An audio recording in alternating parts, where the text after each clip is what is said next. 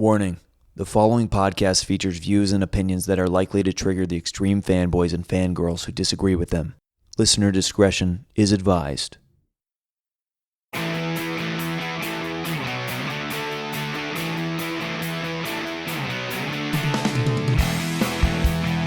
Welcome, everybody. Thank you for tuning in to the premiere episode of Hot Takes with Billy Biz. The show is exactly what it sounds like because I just couldn't think of a better title, because that's exactly what it is. I have a lot of unpopular movie opinions that a lot of Screen Junkies fans, a lot of other fans may know of them, but I haven't had a chance to actually share why I feel the way I do. But I can't do that alone today. We're going to be talking about Earth's most insignificant hero, AntMan, and I'm here with a man that's twice as talented and about 9 times as tall, Mr. Hal Rudnick. Billy, thanks for having me on the premiere episode. I'm very excited about these hot takes. The hot takes! Now, I do want to give a disclaimer. When you were the one that kind of got me thinking about doing this show. We were talking about it, and I was just impressed. You're like, it was just like, seemingly moments later, you're like, I'm doing it. I'm like, wow, because it takes me so long to just ponder and weigh whether or not I'm going to do something. And you're like, I'm doing it. Well, it has nothing to do with trying to tie into the Blu-ray release of Ant-Man and Wasp. No deadline there. But one thing we talked about, and one thing I want to make clear about this podcast, is that there are a lot of shows out there, namely like movie fights, but there are other shows and certainly online debates where it's very much flamey for flame wars. Oh yeah, out for blood. We're not here to get into well, that's stupid or to fight each other. We're not here to movie fight. We're here to really discuss because sometimes I have these opinions and I'm not even sure why. I need to break down why something does or doesn't hit. Sure, but are you opposed to getting people riled up? They probably will either way. That's why we have a disclaimer at the beginning of this podcast. So let's get right into it. Today we're talking about 2015's Ant-Man. A lot of people like this movie. I called it Ant-Meh the first time that I saw it. But let's give a little bit of background on this movie. This was came out in the summer of 2015. Now, this was an interesting one for Marvel. They were coming off of a year, 2014, that saw arguably 2 of Marvel's best films in Captain America, the Winter Soldier, also Guardians of the Galaxy. So there was already kind of a lot to live up to from the year before. And the results in 2015 were a little mixed. First, we had Avengers Age of Ultron, which was just a huge spectacle film, and it did catapult the Marvel characters kind of into the next phase of the cinematic journey, but it kind of left a lot of audiences a little underwhelmed with that movie, which, by the way, over time, I've grown to like Age of Ultron more and more. Maybe that's another episode down the road. So after Age of Ultron, which was a big movie, big both box office and just the scope of, a city was raised. Absolutely. In the ground and thrown down. A city was raised. Accords were written. Accords were written because of said movie. This. Yeah, it was a big milestone, whether you liked it or not, in the Marvel Cinematic Universe. And then in August comes Ant-Man. Now, Ant-Man was a movie that had originally been developed by Edgar Wright, kind of in the infancy of the MCU. We're talking 2006, before Iron Man even came out, was when he started thinking about it. And then a year before this movie was released, he ultimately pulled out over creative differences. So then it was up to director Peyton Reed. You may have known his films The Breakup or Jim Carrey's The First Man. Or not First Man. Jim Carrey did not go to the moon. Yes Man. Yes Man. Did he do Bring It On? He also did Bring It On. Yeah. So he had some big movies under his belt. And he kind of had, I don't want to call it a mess, but he had a lot that he had to kind of live up to. Yeah. And a lot of, for the most part, I would say, audiences really enjoyed literally a smaller scale Marvel adventure. Hal, do you kind of remember the first time that you saw this movie, or what your thoughts were in August? I'm assuming you saw it opening. Yeah. I saw it early on, and I will say that I liked it a lot more the first time I saw it than the second time I saw it, which was before I came here today. I watched it, half of it last night and then half of it this morning. And I still enjoyed it, but it didn't resonate the way it did. And here's a disclaimer on my part. I maybe part of my enjoyment of it the first time around was because, or due in part to the fact that we had Peyton Reed and Michael Pena on the Screen Junkies show, and they were really gracious guests. So since they were super cool, I was like, oh yeah, I got to show some love for AntMan. But I feel like a lot of people did think that it was. I remember a lot of people walking out of this movie saying, like, with Winter Soldier, it was like, oh, it's like a 70s spy thriller, but a Marvel movie. Or Guardians of the Galaxy, oh, it's like Star Wars, like a space fantasy, but Marvel. And this was, oh, it's like a Ocean's 11 heist, but Marvel. And I guess one of my biggest points that I, going into why this didn't hit with me, I really feel like calling this a heist movie is not. It is not. I really feel like they chicken out on the third act heist big time. Yeah, and with a heist movie, like this one, it has the heist crew with Michael Pena and T.I. and I forget the other actor's name. Who's a really sweet guy. He came in and did some stuff with nice for Ant-Man and the Wasp. But I can't remember his name. Yeah, but there's less prep and less dedicated time to the heist. So, I mean, it doesn't feel like your Italian Jobs or whatever it is where it's like, okay, we have or Lock, Stock, and Two Smoking Barrels or one of these movies that's really dedicated to that heist. This one it's a heist movie, but it also has the heavy lifting of a Marvel film and just world building that a Marvel film does, talking about the nanotechnology, et cetera.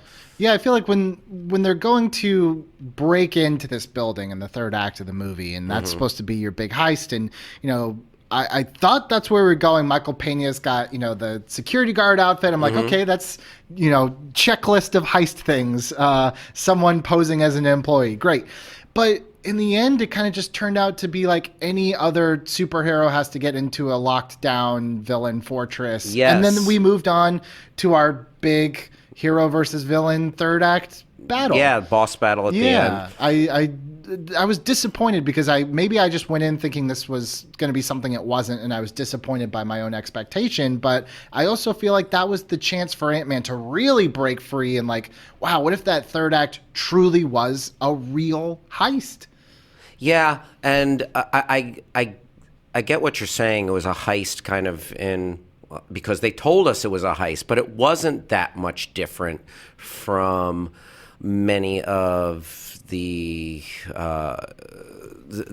escapades that you see in these movies. Because, how often does someone have to break into the enemy's place or the bad guy's lair or the enemy fortress? So for sure, and I found that it was a smaller scale film than much of Marvel, and I have mixed feelings about that because in rewatching it, just take an Avengers film. Avengers movies always have a kick-ass action cold open. Right. It's like, boom, we are in the middle of the Avengers laying siege to something or defending something or in the middle of finishing their last mission. And it's pretty cool. I always find those really arresting ways to start a film. This one, it was more we got a little bit bogged down in kind of the corporate intrigue or corporate espionage going on with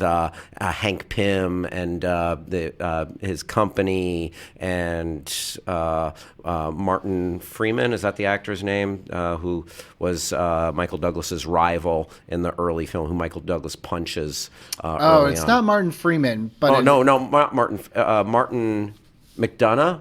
Yeah, no, I think it's somebody. Yeah, his first name's Martin. The Hydra guy. Not Martin Freeman from The Office, British Office, and The Hobbit.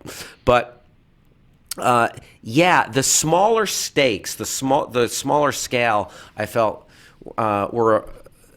worked for and against at times because the stakes were a little low. It felt at times. Well, here's kind of another criticism I have of this movie, and this is a criticism that comes with the caveat that a lot of people actually find this as a pro. They would put this in the pro column. But with Ant-Man and also Ant-Man and the Wasp, its sequel, I feel like they use Ant-Man incorrectly as a palate cleanser. I feel like both times they have put these Ant-Man movies out after these huge catastrophic pushes forward to our timeline, and it's like, okay, but let's wind it down a little bit. It's like, I don't want my palate cleansed. I want that taste still in my mouth a little bit. I need to think a little bit more about Infinity War before you give me Ant-Man. I need to think a little bit more about the ramifications of Sokovia dropping into... So you're saying that you want no movie? You just want it... Personally, what I would have... Maybe I keep asking myself, would I enjoyed Ant-Man if it wasn't the end of the year? Like, this came out in August, and then we had to wait until Civil War came out, which was May the following year. And I'm thinking, what if Ant-Man had come out that May and Ant-Man was first, and then we get big Civil War? You get what I'm saying? I'm not like the chronology of when these movies happen doesn't change, but the release pattern changes because I want to. Go ahead. Yeah, but the studios can't do that because they want to release it in May, so it has those summer legs. But I'm saying, sure, I'm saying you would probably have to move some things around. But I think constantly putting Ant-Man after your biggest movies ever, I think is a detriment to Ant-Man because it just proves to me like how inconsequential the thing I'm watching is compared to what I just saw. It's true. I mean, the stakes in the Ant-Man universe and just the tone of Ant-Man in the movies that precede Ant-Man, the world hangs in the balance. In the Ant-Man universe, it's a much smaller scale story. I don't mind it though because the tone is distinctly different, and I feel like Peyton Reed, I like him as a director. I like what he's done with these Ant-Man films. There is a distinctly comedic tone to these movies. I mean, like, you're not going to see a scene like everything that happened in that Baskin Robbins in any other Marvel film. I'll 100% agree. And when I first saw Ant-Man and on subsequent rewatches, the first few minutes of this movie, once the credits roll, when we see him get out of prison, we see him in the truck, we see him at the Baskin Robbins, that's kind of the movie that I enjoy. Yeah. And that's only sprinkled throughout this movie that gets called a comedy. I'm like, yeah, but I feel like then you get these really saccharine, melodramatic moments between Hank and Janet that just feel like they don't mesh well. It's like, I know they try to break up some of those scenes with Paul Rudd, but it just feels like, I feel like Paul Rudd's character. Like, I feel like, am I in the right? Should I not be here right now? Like, do you guys need a moment? Do you want to do this off screen? It doesn't feel like the comedy that you're kind of promising me.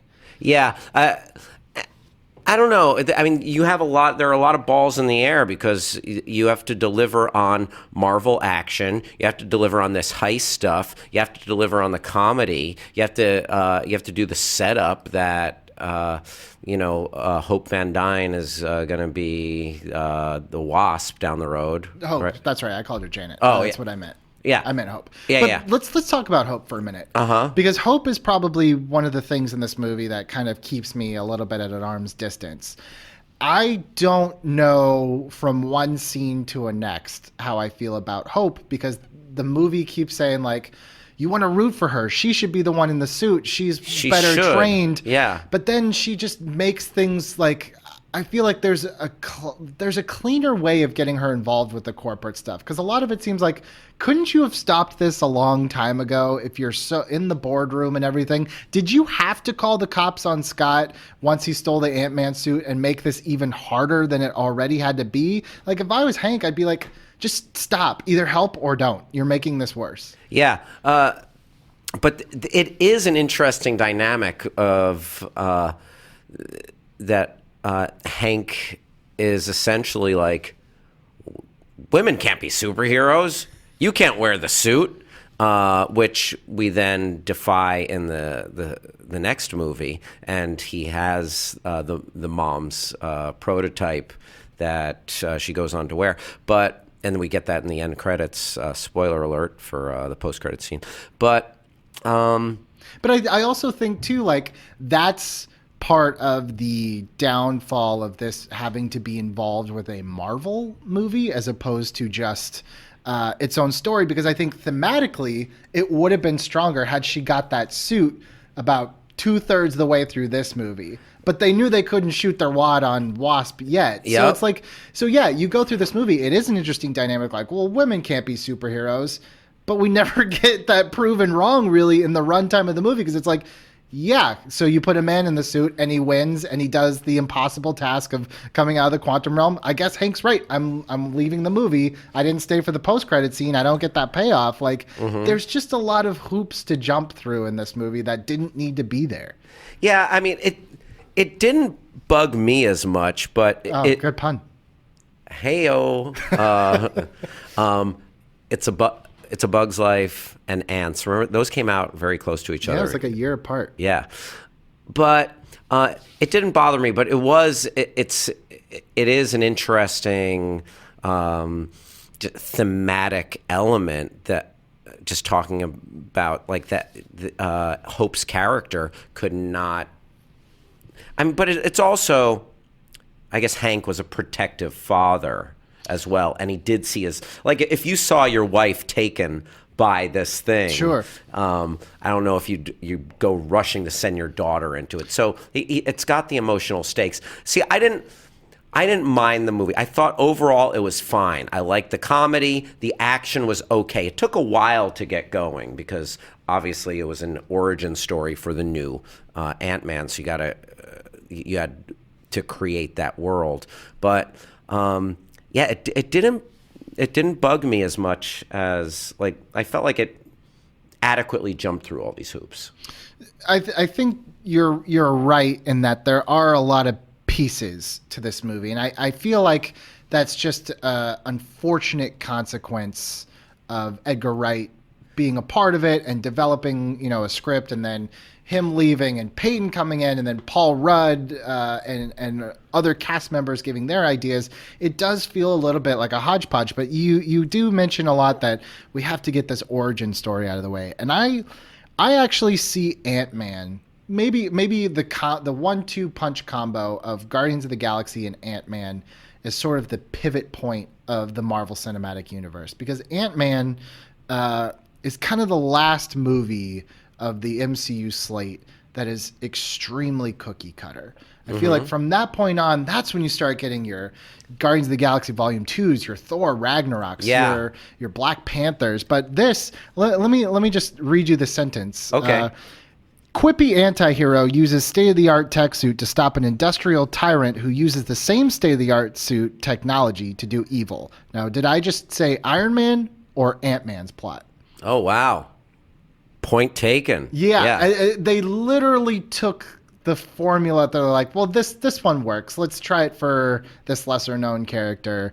And there's a lot of the same beats. It's the same story. And I feel like after Age of Ultron, where I was like, okay. And then this came, I was like, man, am I getting tired of these Marvel movies? That's how I walked out of this. Well, it's, I think for all of us, be careful what you wish for, because superhero fatigue. Do we have it? And how many? Like, there are only so many ways to go about this thing. But it does make me question, what would Edgar Wright's version have looked like? Do you know? I mean, is there more out there about it? I don't know. Yeah. And I don't know if we'll ever quite know. It seemed like it was kind of a sensitive subject to him because he invested so much. As far as I know, they planned a lot of that MCU kind of around this vision of Edgar Wright's Ant-Man that ultimately didn't fit into what the MCU later became, 10 or however many movies we were into it at this point. But it does feel, this movie gets praised for its originality, but it feels frustratingly routine to me. Yeah, I mean, I think it does have some originality. It does add some stuff to the MCU, just as far as the straight-up comedy. Like, I mean, I keep going back to that Baskin-Robbins scene, but I love there are straight-up comedic actors, Greg Turkington and Johnny Pemberton, who's a comedian I've known for a long time in L.A. What's up, Johnny? But they're very funny in that scene. And then Paul Rudd obviously has huge comedic background. Like that scene, it's almost like lifted out. Like you could place that into like a straight up comedy, like almost like a Will Ferrell or an Adam McKay movie or something.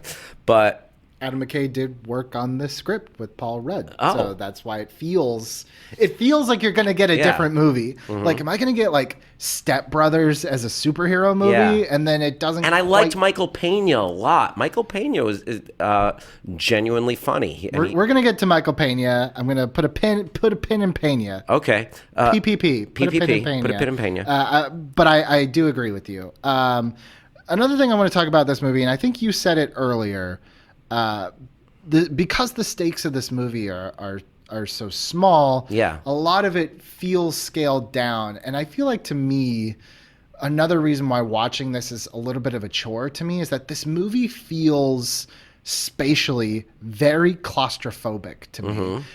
When we see this training montage, it's in a very cramped basement. We're in a very cramped house running through a cramped little door hole. And I understand, it's like, we have to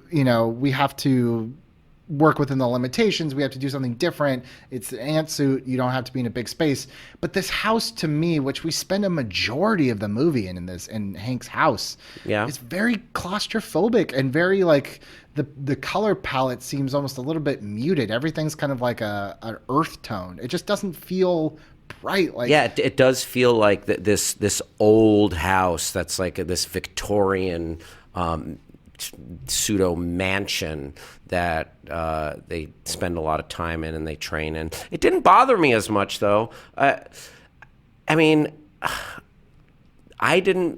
thought this was a satisfying addition to the Marvel universe. The house didn't bother me. I mean, the sequence at Avengers headquarters, I felt that was fine.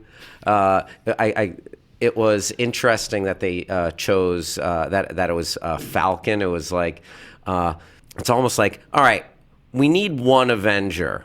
None of the main Avengers are available, so let's get just like this new, somewhat of an Avenger, and that's kind of a bummer for Falcon that he got beaten up by AntMan. It does take a little bit of the legitimacy of this new Avengers team away. It's like, okay, a guy who has no hero training, right, gave you the drop and took your thing. It's like, okay, I guess Earth's new mightiest hero team that we saw at the end of the last movie, maybe they need to go back to basic training. This guy who's wet behind the ears can come in, infiltrate Avengers headquarters, and then get caught, and then boom, escape. It's also kind of funny to me in hindsight that there were two bug-related superhero movies. One got Anthony Mackie, and the other got Robert Downey Jr. and Chris Evans to be in Homecoming. Oh, yeah.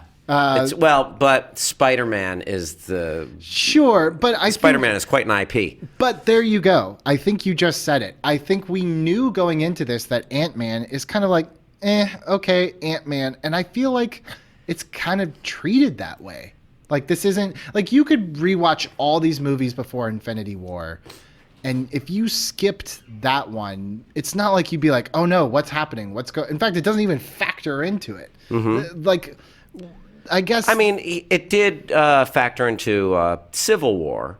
But even then, I feel like you can watch... I mean, that Ant-Man going giant in Civil War was an epic moment. Sure, but that leads credence to my point that I think that Ant-Man should be used like the Incredible Hulk. He should not have his own movie. He should be guesting at best in other people's movies, because that's where he shined in Civil War. In Civil War, he's got maybe 10 minutes of screen time. He gets a couple funnies in. He gets his big giant man reveal. He has a couple moments, and then we're done. We've moved past it. You can watch him in Civil War. You can watch Civil War without having seen Ant-Man, and you know enough about that character, kind of who he is, that you don't necessarily need to see like a whole origin story for him. And Civil War did such a great job of introducing Black Panther and Spider-Man. I feel like they could have done the exact same for Scott. Yeah.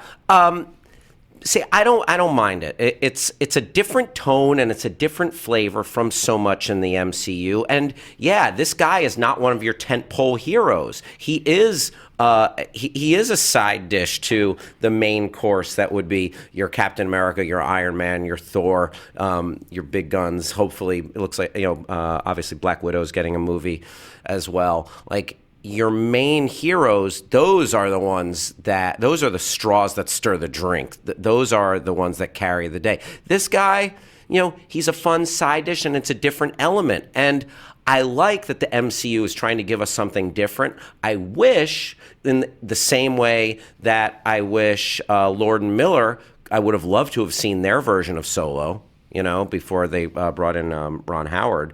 It feels like the same thing is done here. Edgar Wright was probably trying to make it a little bit weird or give it a little bit more of a unique voice, the same way, Edgar Wright puts his distinct fingerprint on his movies. This one, it felt like we're trying to be different, but not too different. So we can say guy with mech suit beats other guy with same mech suit or whatever. But I like that it had a different feel. And at the end of the day, I thought it was fine. And I like that they're going... That's the pull quote for the DVD box, by the way. Yes. At the end of the day, it's fine. Yeah. I mean, I didn't flip out. I wasn't like reliving my glory when I was rewatching this movie, but it did give, there were moments of joy and then stretches where, I was able to get up and go into the kitchen for a minute. I guess I just felt like I either saw a different movie or was living on a different planet when this came out, because everyone was just like, this is so original, this is so fresh. And I was like, but it's not. There's moments, and I know we keep saying the Baskin-Robbins scene, but I think that's the perfect example of like, had you maybe dialed that up a little bit more. For as much as this is called a comedy, I do feel like a lot of Paul Rudd's jokes don't quite land, not because necessarily he's not delivering them correctly. It's just they're just kind of awkwardly placed sometimes. And like I said, in some of those scenes where it's like we go really heavy, like super melodramatic heavy, and then we go super light, and then we get a weird Avengers scene. Like it feels like a lot of hands were in this. Yeah, I mean, I could see that, but again, it's not your standard film. And also, when you pick Paul Rudd to be a superhero, you've got Paul Rudd, and Paul Rudd is great. Like, his stock and trade are awkward takes or just like weird, reacting to weird happenstances. So if it was a different actor playing Ant-Man, you'd have either a little bit a little bit straighter of a take like, you wouldn't have those awkward moments. You wouldn't try to take advantage. I mean, they're trying to use all of Paul Rudd, and I thought Paul Rudd acquitted himself nicely in this film. Yeah, I think for what he was given, he did great. And I do. This is not about Ant-Man and the Wasp, but I feel like you can't talk about this movie without talking about Ant-Man and the Wasp. And I do feel like some of my issues with Ant-Man were resolved. Mainly that claustrophobic feeling I feel in this one. I feel like they much widened the scope. Like, literally just bigger spaces to play in the second one. Love that kitchen knife scene from Ant-Man and the Wasp where she's fighting those guys. Yeah. I do think adding another one with her really helped some of my issues with like the why is he here? Why is he doing this? I feel like he needed someone to play off of, and that's why I think Ant-Man would be great with other Avengers as opposed to his own movies, because I don't think this works without someone directly playing off of him. And it does suffer for me still from, so that was a movie, great, but back to Thanos, because that's all that really matters right now. None of this is interesting to me until you tell me what's going on with the world, True, but especially right now, obviously. But yeah, to the thing about being claustrophobic. I mean, it just made sense that they were in Michael Douglas's house. Like, if you have to train a superhero, you want to do it in a place you're safe. You're already like there's so many gimmicks with like you're an ant, for Christ's sake. Why didn't you go in the backyard in grass with ants, like where ants live? Like there was lots of ants in that movie. There were an inordinate amount of ants in this movie, but I'm just saying, like, those little touches, like you could have taken this even outside to the backyard to just literally open the frame up a little bit more. Yeah. Again, I understand that this is probably just a me thing, but I felt like after almost 90 minutes cramped in this little house that I was like, I need space. Yeah. I need to get out of here. I mean, to that point, I feel like they maybe could have taken advantage of and had a. You're starting to win me over here, Billy, on just like the visual palette of the film, like because I just go back to Sam Raimi's Spider-Man and seeing Spider-Man using his powers for the first time, swinging around New York, like that was kind of just like earth-shattering some superhero stuff. Seeing. Getting to enjoy this guy taking his powers for a spin for the first time. I think we could have had a little bit more of that with the nanotechnology and giving us, maybe a little bit more of a visual smorgasbord or something. And I don't know if that goes down to budget or what it is. To be fair, we do get some of those moments when he escapes prison. You know, he gets to fly on the ant, and I have mixed feelings about the third act in terms of it's cute and funny that they're fighting on a train, but it also points out, like, does this really matter at the end of the day? Like, if this toy set gets, you know what I mean? And that goes to the smaller scale of this film. And I feel like that was the thing I kept coming back to, where I was like, all right, this is all about this is just another, we have this technology. Is it going to get in the wrong hands? But the Earth doesn't hang in the balance. Right. This is just like one, like little like we're not dealing with an infinity stone here, and we don't always have to. No, I'm not saying that. I just think that. But did they make us care enough? Did they do everything to make this as impactful as possible? And that's where I was hedging a little bit, because the Earth doesn't have to hang in the balance, the government doesn't have to be about to collapse or whatever, but it felt like the corporate intrigue and the espionage here, there were times where it felt a little bit, you could feel the effort in pushing the story along. Yeah, I agree. And I think, too, when I think about that third act and the train set and everything. I like that Thomas the Tank Engine. It's cute. It's funny. It got a good laugh. When it got giant, It got a good laugh. But I think the real meat and potatoes is that quantum realm. Yes. Which, and every time that part comes, I'm like, okay, now this is interesting. I like this. Yeah. And that's another part why Ant-Man and the Wasp, I was a little bit more engaged, was because, okay, this is neat. This really weird quantum realm. But again, I don't know. Maybe now I'm just doing bad fanfic. But I would have liked the final fight to have moved to the quantum realm, you know? Yeah. Then you could have saved that villain for later on down the road if he, quote unquote, dies in the quantum realm, but now we learn that people can come back from it, you know. It just seemed like there were a lot of left turns they could have taken, which I thought that's what Ant-Man was all about, taking that road less traveled, and they took the highway. They took the main road. And that's not bad, but that must be why they brought on Peyton Reed instead of Edgar Wright. It just seems like that solo parallel with Lord and Miller and Ron Howard. Now, what did you think as far as the quantum realm setting up interaction with Doctor Strange? I was like, oh, there's a Doctor Strange movie coming next year. I wonder if this is all going to get tied together. And I still think that all will. But again, that was the first point in that movie where my brain started to get like excited and involved, because I was like, all right, this is new. This is something that I haven't seen by this point in how many movies. And I think that's why I love Doctor Strange so much too. To me, I think if you look at Ant-Man and Doctor Strange, you have two lesser heroes with different circumstances, and it's like, we got to do an origin for both of them. I feel like Doctor Strange did it perfectly in my book. Yeah. And Ant-Man, they went by the book, and it didn't work for me. But I do feel like those.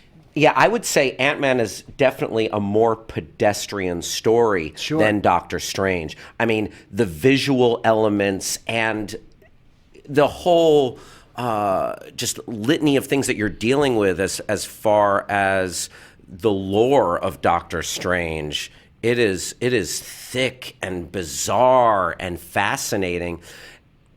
Like you said, Ant-Man, if you want to oversimplify it but not be too far off, it's just a different version of an Iron Man suit, It's a tiny Iron Man. Tiny man. Yeah. So this is the part in the show where I have to put my ego in check a little bit. No, I truly don't believe, with a few exceptions, that any movie is 100% bad or 100% perfect. There are definitely exceptions on both sides. But for the most part, even movies I don't like, there are things that I do. So these are my concessions. Yes. That was my Ruben stuttered. These are the things that I do agree with people that worked. Let's take that pen out of Michael Pena now. Because I do think Luis is a great character. And I feel like that was the injection of humor that constantly worked, where I feel like a lot of the other humor setups did not. And I definitely think when he was in when he was driving the van, just throughout his takes, his one-liners. The story gimmick is probably the highlight of the Ant-Man movie, where I was talking to this guy and he was talking to this guy, and we get to see these cuts.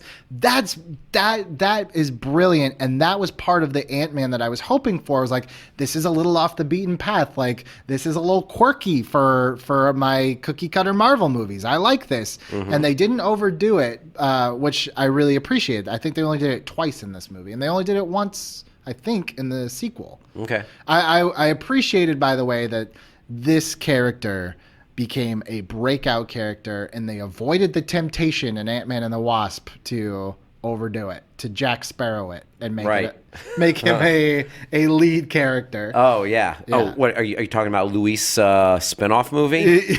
maybe a Marvel one shot if they still did those. Oh yeah. But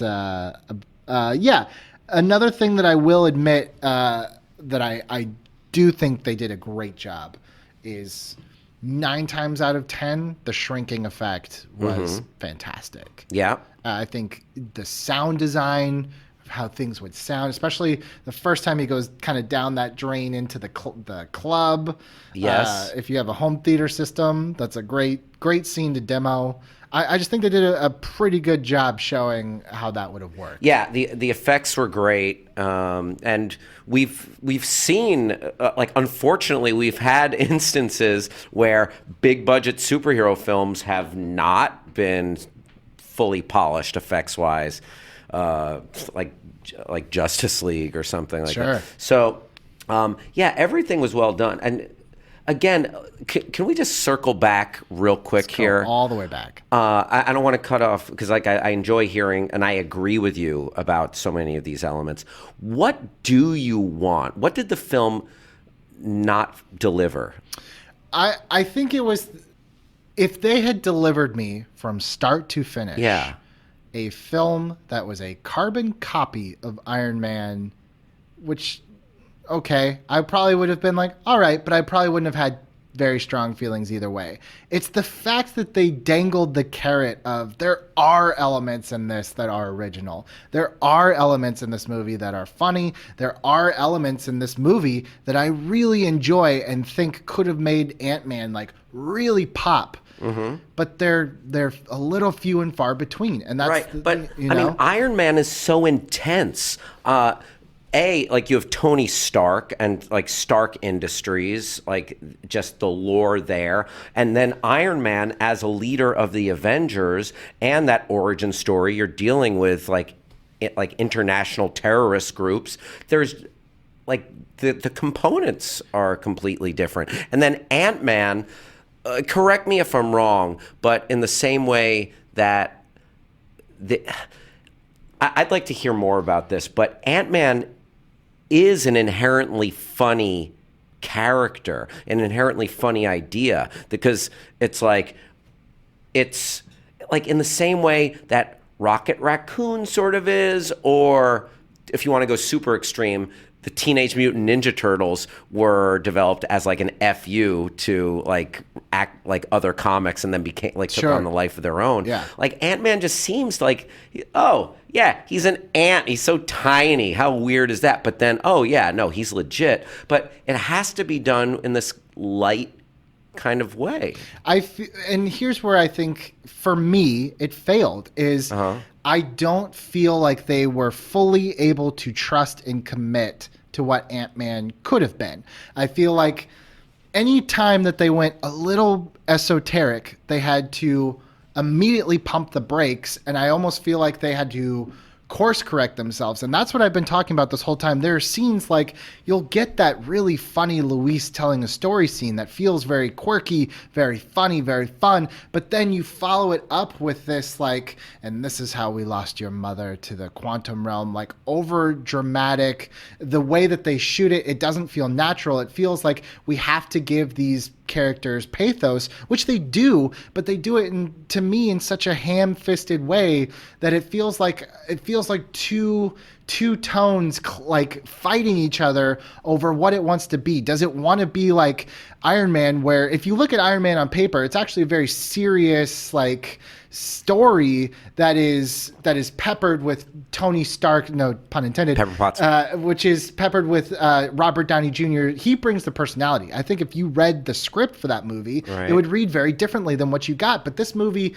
it wants to be Step Brothers, but it also wants to be Winter Soldier mixed together, and it doesn't quite work. You need to it wants to be a heist movie, but it won't quite commit to the heist. It wants to be a comedy, but it won't quite commit to a full comedy. It wants to be a father-daughter drama, but it can't quite commit to being a father-daughter drama. So that's why I'm saying this movie feels like a full-blown identity crisis to me. Okay. And that's why I can't emotionally connect to any one of those three elements, heist, comedy, or drama. Mm-hmm. And I feel like that's where my hang-up with this is.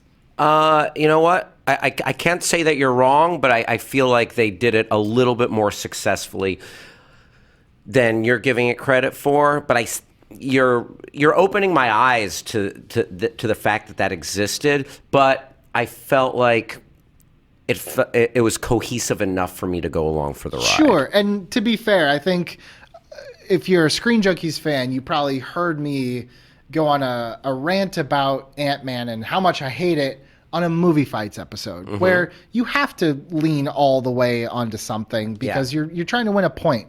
And I think the point of this is to say, this is why this movie doesn't work for me, but that's not to say that there aren't elements in here that I really enjoy, because there are. I think that kid actress is fantastic who plays Cassie. I think Luis is a great character. I think the effects are for the most part really well done. There's some really creative uses of the suit. I love where he breaks into the helicopter towards the beginning of the third act. There's a lot of good stuff in here. I just think the parts do not equal the sum. I think the parts are much greater than the sum. Gotcha. And that's kind of where I land on this. That makes sense. Can I ask your opinion? What do you think of Yellow Jacket overall, and that the actor who from House of Cards, what's his name, Corey? We're really bad at actor names on this podcast. I'm going to IMDb right now. I think he's got. If you're a wrestling fan, there's a term called Xpac heat, and when heat is what a bad guy wrestler wants. That's when the crowd is booing you, and you know you're doing your job as a bad guy. If you have heat and you're a bad guy in wrestling, that's good. If you have Xpac heat, that means that the crowd doesn't care if you're a good guy or a bad guy. They're just booing you because they don't like you. Not because you're good at being a bad guy.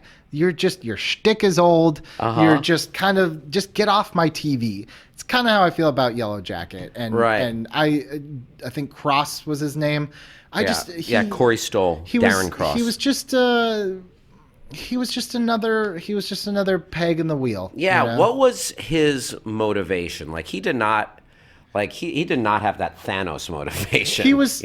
I think he felt a little slighted by Michael Douglas, Hank, but also wanted to sell the Hydra. Again, this is again another Martin piece. Donovan was the name of the other actor, by the way. We were so not close at all. Yeah. Well, I said Martin. You got I got a first name. You got a first name. Yes. I feel like this is another prime example of another thing. This wanted to be a drama, a comedy, a heist movie, and connective tissue to Marvel. So it's like, oh, we'll add the Hydra element. It's like, okay, so are you like a super capitalist industrialist, or are you doing this because of Hank, or are you doing it because of both? And blah, blah, blah, blah. We could be here all day talking about Ant-Man, but I think the takeaway is it's totally fine if you love this movie. I get that there are certain things in here that a lot of people do find really refreshing. For me, I appreciate the fact that this movie was kind of the end of the cookie cutterness for me. I think this catapulted Marvel into the era of like, let's let these directors do their thing. And we've been enjoying really great Marvel movies since then. Yeah, I mean, this movie doesn't hold a candle to a movie with a distinct tone and voice like Thor Ragnarok. Right. Thor Ragnarok was just like a rollicking good time. But this was fun, and I don't know, maybe I'm just imprisoned by my expectations, because I thought this movie was fine. I didn't expect more. I didn't have a bad time at the movies, and but maybe I'm the problem for accepting fine. I thought it was fine, and I accept it. And when something exceeds expectations, like Black Panther or Thor Ragnarok or whatever, then I'm like, okay, yeah, but otherwise, I think I'll just say Ant-Man and Ant-Man and the Wasp, two of the lowest grossing of the Marvel movies. So I think a lot of people aren't responding to Ant-Man by himself. So I personally, I do want to see more of Ant-Man, but I don't want to see more Ant-Man movies. I think that's kind of where I land on the entire Ant-Man spectrum. Yeah, I don't think we necessarily need them, unless they take it to a wild, radical place, like in case, like if we go into the nano universe, the quantum realm. Yeah. But otherwise, yeah. It's just more. And they're going to keep making more. We have long phases, long stretches. I don't even know if we do phases anymore. I feel like it's just... And this week's Marvel offering. Yeah. But yeah, look, ultimately, I don't think the Marvel universe lives or dies by Ant-Man, and that's okay. I think Ant-Man is one that I probably won't be revisiting anymore now that I've done this podcast. That's probably maybe the last time I'll watch it. But it's certainly not a terrible movie. It's not terrible. It's conflicted. And I always appreciate when I watch something that's a little bit of a mess and I know behind the scenes it was a little tough to get together. I sympathize. And I think for what Peyton Reed stepped in and had to do, I think he delivered, for the most part, a crowd pleaser. Yeah, I think this is an entertaining movie with some really fun points in it, and I thought the main action set pieces, like you mentioned, the helicopter, the heist was well done, even though it didn't live up to the billing of ooh, this is a heist film. But that whole sequence was fun because you had the comedic elements and action elements at play there. I like cross-cutting between the van and Michael Pena and what was going on, trying to get the Wasp suit or the Yellow Jacket suit. But at the end of the day, Billy, I will say that you've gotten me to think a little bit deeper about Ant-Man, which I never expected to do in my life since then. But also, I really see your points about it being sort of a conflicted film. Ant-Man is a movie where I went in wanting a meal, and I ended up just getting a couple Costco samples. I think that's the best I can say it. I hope that you kind of see where I'm coming from. I've articulated my quote unquote hot take on Ant-Man. Thank you so much, Hal, for being a part of the first one. Yeah, Billy, thanks for having me, and congrats on the maiden voyage of your Hot Takes podcast. Hot Takes? Yeah. What you guys can look forward to, I'm actually going to be doing a season. I think trying to do this week to week ad nauseum is A, impossible for me, and B, I don't want to start manufacturing some fake hot takes. No fake takes. No lukewarm takes at at this. So I came up with a list of about 30 different movies that I want to talk about. We're going to split it up into 3 10-episode seasons, and then that'll be all she wrote. But for this season, I got Mr. Ed Greer coming on. Ken Knapsack's going to talk some Rogue One with me. Oh, yeah. Joe Starr talking Speed Racer. Spencer, Harry Potter. Spencer Gilbert, Honest Trailers writer. Yeah. Taking time out to talk Harry Potter. Wow. We got JTE. We got Daniel Radford. All your favorite Screen Junkies pals. So I've had cool. all of these conversations with behind the scenes in the office. I'm not going to bring them to you, so you guys can all listen. Thank you so much. Next week, Mr. Ed Greer, Batman Forever. I'm going to try to defend why I think bat nipples is not the end of the world. Thanks for listening. Good night.